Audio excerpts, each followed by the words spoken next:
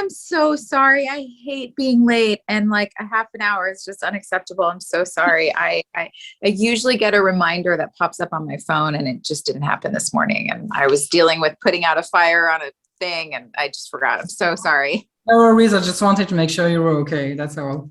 I'm not in a Thank you. You're so gracious. I really am sorry. Thank you for your patience. No worries. How are you doing?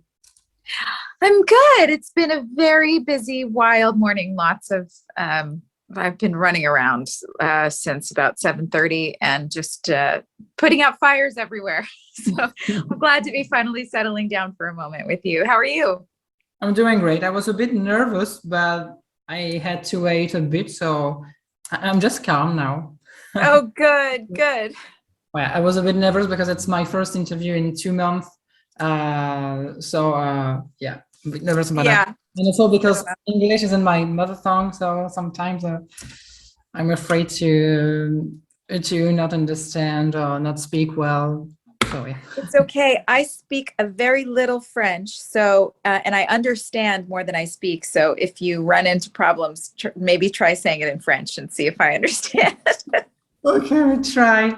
Okay. And also, I started One Tree Hill 4 weeks ago, and I'm almost at season 5 now. So it's Okay. kind of feels like, talking with a friend because I see you more than my own family. So it's a bit rare, but Yes, I know that feeling. It's so great. isn't that frustrating sometimes that people are now able to watch in just a few weeks, a month, what took you 9 years of your life to create? That is one of the strangest things. I think about that all the time, actually, how bizarre it is that we can just binge watch now, especially having a daughter. My daughter's 10 and she has the ability to just think like, oh, I want to watch whatever she wants to watch, and it's there at her fingertips. I mean, when I was a kid, you had to go jump through a lot of hoops to be able to do that. But you had to plan ahead of time, record it on your VCR. You had a whole tape full of episodes of something that you loved or whatever. And so for her to be able to just have access to that, and for you and for this whole generation, you can just watch it all in, a week or 2 weeks. I don't know. Do you feel like it takes away from the experience of really living with the characters to have it be so quickly consumable?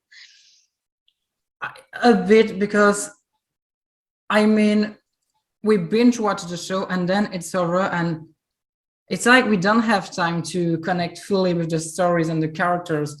And I think it was better before than now, because we're just consuming, and then I think networks like HBO and Showtime, like I think they've got it figured out where they just release an episode every week, like TV used to be, because that's how I like to watch shows. I don't want to save them up and binge watch them. I want to watch it as it comes out and then think about it all week and talk about it with my friends and build up the anticipation and then watch the next episode.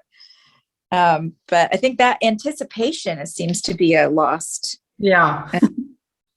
I don't know. What is it? A lost emotion? Everything's so accessible nowadays. Yeah. And in One Tree Hill, there are always so much going on in the character's life. So much. Yeah. So for you, it was always a mix of emotions that you had to put yourself into in such a short time. Like you were the happiest ever, and just in a second, you were like really hurt. And so I always I wonder, how have you dealt with that during 9 seasons? Sorry, my phone's being weird. Well, do you mean emotionally, the up and down emotionally? Yeah. Well, luckily, because we were filming over 9 years, we had lots of time. It wasn't every day, all day long, feeling emotional highs and lows.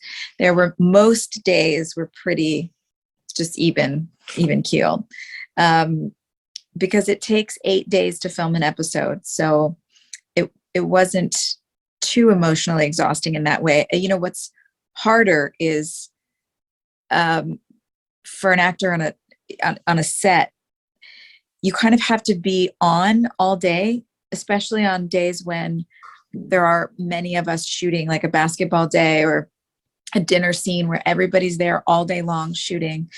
and you never know when they're going to call you.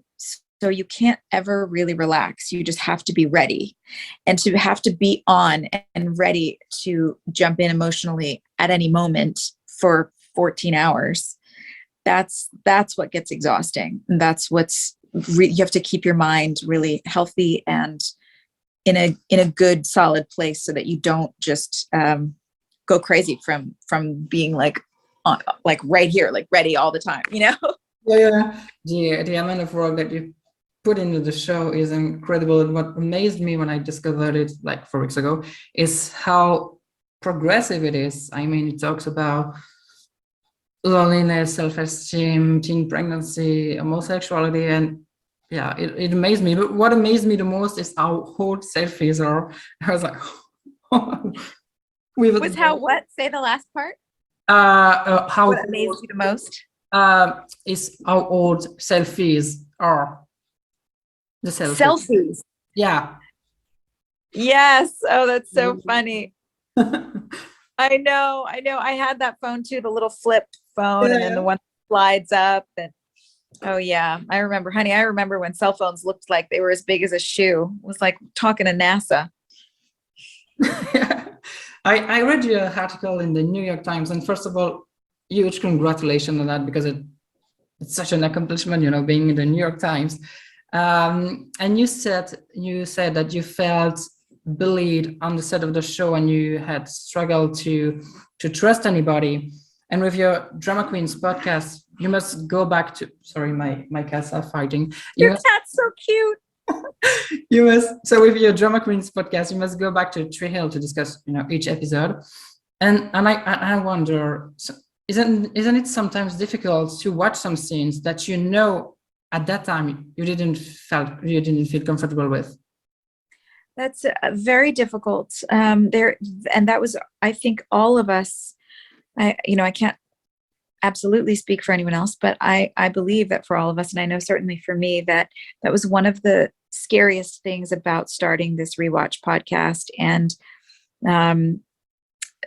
other ventures that we've discussed, that it was hard to think about looking at those times and having to kind of relive them in a way. And is it just going to hurt again? Or is there a silver lining? Is there a way to look at this where it's not just going to be painful? Yeah. And that's been the beauty of, once we said, yes, we're going to try this, and we're going to see if we can find the beauty in it and find the gold and turn this into a reclamation instead of just a revisiting. Yeah. That's when it turned into something so much better than I think any of us imagined it could be. So we're actually really enjoying it now. And so far, what was the most difficult episode for you to rewatch? We're only in season 2 right now, so there hasn't. I mean, I think probably the episode where where Haley and Nathan get married at the end? Yeah. That was probably the hardest one for me to watch, because I had talked about this in the episode of Drama Queens, but I was, it was 20 and I had never been in a bra on TV before. And I came from a really conservative family and community. And a lot of my faith background was played a role in that too. And when you're 20, you're still trying to figure out who you are and what you believe and what kind of, and when you're on a platform like that with millions of people watching you and you're 20 years old, it's an immense amount of pressure and a feeling of responsibility. And as an adult, I'm angry that the adults in the room weren't looking out for me as a young 20-year-old trying to figure out who she is, trying to honor her faith and her family, but also trying to be an artist and honor the part of her that is creative and wants to tell a story to the best of her ability and in the best way the story can be told. So there's so much going on in your mind and your spirit when you're that young and in that position. And the adults in the room weren't looking out for that part of me. They were just really looking out for the show. Yeah. And, you know, now as a 40-year-old woman, I'm like, oh, being a bra on TV, like, oh, whatever, I don't care. But at the time, it was important to me, and I deserved to be considered and listened to and heard in a way that didn't feel dismissive or like I was an object to be done with whatever people wanted to do with. It's bad sentence structure, but you know what I mean? Yeah. And so that one was I think so far the most painful of like, oh yeah, I remember feeling so like unprotected. And I fought so hard to even get into like this silky sports bra because they wanted me in this big, like fancy push-up bra and all this stuff. And I got into this sports bra, but then it was, they kept the room really cold. So then like my nipples were showing. And then I ended up, it ended up even being worse than just having been in a padded bra, because then it was like so much more exposed. And that was just, it was hard. It was hard to process that there were adults in the room who didn't care about me as a person or protecting me and just wanted to get something sexy for the show. Yeah, that was hard. Yeah, and most of the storyline for the girls that shocked me a bit yesterday. I'm at season 4, but I think that so far the stories with the girls, it's always fighting about a boy, and that's a bit annoying me so far.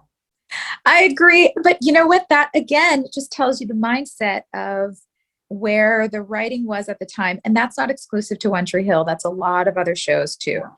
That's what the culture believed. And, you know, that goes back to the beginning of storytelling in film.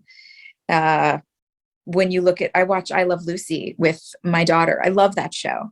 But, you know, when the girls are alone together, if they're not planning and scheming, there's whenever men and women get in the room together, there seems to be like the women are all talking about girly things and the men are all talking about manly things. So you can see it in Father Knows Best. You see it in I Dream of Jeannie. Sorry, this is kind of a tangent. I mean, TV really started to change, I think, with Lucille Ball and Mary Tyler Moore, and like changing what women are seen as being talking about. But the culture at that time in the early 2000s, that's really what people thought girls do. Like they thought we just sit around and talk about boys all the time, and that's all we do. And you know, we weren't able to speak up and be like, can we talk about something else? Because we're so much more interesting than talking about boys. But you know, now we know, and things are changing a lot nowadays. Yeah, but it's a pity because in one way it's progressive, but in the other way, but like you said, now we are more progressive about that. Drama queens, like you girls said, was an opportunity for you to heal from those past wounds and just take back what's yours. And you built such a beautiful friendship that it's so inspiring to so many of your fans. And you're for the first time back together on screen in an episode of The Good Sam. Could you tell a bit more about reuniting with Sophia and Hilarie on the set? It was so fun. I was just thrilled when Sophia and her showrunner called us and said, there's a part for sisters on this show. Please come and play with us. And we just said yes very quickly and jumped on the plane out there and got rolling. It was really cool to be back on set together. And in a way, honestly, it felt like we never left. Yeah. There was such an ease, and I was really surprised. I thought maybe it's going to feel emotional. Maybe it's going to feel awkward. We haven't, worked together in so long in that capacity, but it wasn't any of those things. It was honestly just like we were right back on set where we started. It felt so easy. I couldn't believe it. And the fans are so happy. I mean, it's amazing to say that they are still there 18 years later, supporting you, following you in your career. So I couldn't do this interview without asking a question from your fans. So I reached out. Yes. And what they would like to know the most is if you have any plans on writing a book, and how is the new album coming along? Oh, great. Thank you. The new album's coming great. I'm writing new songs every day. Well, every few days. Can't write a new song every day. That would be amazing. But yes, it's going well. I'm a ball of creative energy right now. And that's not always the case. There are seasons in my life when I feel really creatively dry. So this is exciting for me that it's just like a fountain flowing. And I am planning on writing a book. There are 2 books in the works. I can't unfortunately talk too much about them, but yes, I am working on one right now on my own that I think will probably take another year or so. I mean, books take a while to write, but I am working on that. And I am also writing a new musical for stage, not for stage, for film. And it's like a pop rock musical. And what else? Then I'm just raising my child and taking care of the ranch, and that's what's happening in life. And how about the book? Could you tell if it would be like an autobiography or something else? It would be autobiographical part. It would be, well, actually, no, I can't say that because I don't know for sure. No, I can't say. I'm sorry. No worries. I'm sorry. I would definitely read it though. Oh, thank you. I was actually about to start Hilarie's book because I heard that it's such a good one. So I was about to read that one. Which one? Hilarie's book. Oh, yes. Oh, yeah. I have it. It's right there on my shelf. Yeah, I was about to read it. So Great. but I'm afraid to get spoiled, so I'm waiting a bit. Oh, okay. Okay. Yeah. So it's time for the last question, and I love this one. At this time of your life, which song describes you and your journey the most? The one that really speaks to you. Oh my gosh. Yeah. Who sings it? There's a song called "I'll Never Walk Alone." It's not the one from Rodgers and Hammerstein. It's I feel like it's maybe Hillsong. I don't know, but it's called "I'll Never Walk" or Right. "I Will Never Walk Alone." Maybe. Yeah. Every time that comes on, I just feel really encouraged and inspired, and I feel really connected to it right now. Like there are a lot of leaps of faith that I'm taking in my life right now that require faith, that just requires me to trust that I'm going to be okay when I jump, I'm going to land somewhere safe. And I'm never going to be going through the things that I go through just by myself. There's always a source that's there for me for wisdom, guidance, and comfort. And so, yeah, I guess I love that song. That's the one that's just kind of been on my playlist daily. I feel like, yeah.